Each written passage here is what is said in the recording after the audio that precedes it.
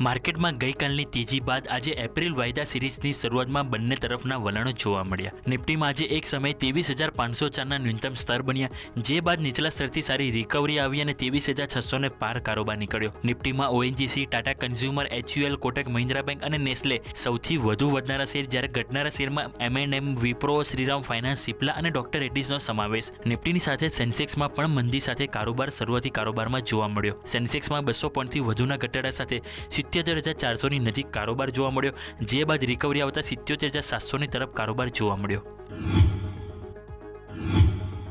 Bank નિફ્ટીમાં પણ આજે બંને તરફના વલણો જોવા મળ્યા। એક સમયે બેંક નિફ્ટીમાં 51,454ના ન્યૂનતમ સ્તર બન્યા હતા, જે બાદ સારી રિકવરી આવી અને 51,800 ને પાર ઉચ્ચતમ સ્તર પણ જોવા મળ્યા। બેંક નિફ્ટીમાં આજે axis bank, IDFC first bank, HDFC bank, federal bank અને ઇન્ડસઇન્ડ બેંકમાં મંદી, જ્યારે અન્ય તમામ શેરમાં સારી તેજી સાથે કારોબાર।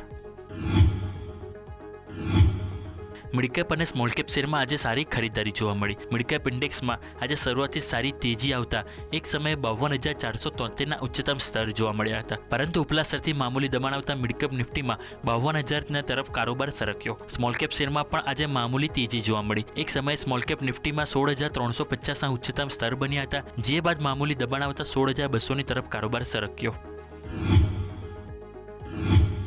લાઈફ ટાઈમ હાઈ પર પહોંચ્યા બાદ સોનામાં સતત તેજીનો માહોલ યથાવત। MCX પર સોનાના ભાવ 0.5% જેટલા વધીને 88,800ના સ્તરની નજીક પહોંચ્યા, જ્યારે કોમેક્સ પર પણ ભાવ વધીને $3,070ને પાર પહોંચ્યા। સોનાની સાથે ચાંદીમાં પણ તેજી સાથે કારોબાર। MCX પર ચાંદીના ભાવ સામાન્ય વધીને 1 લાખને પાર આવી પહોંચ્યા।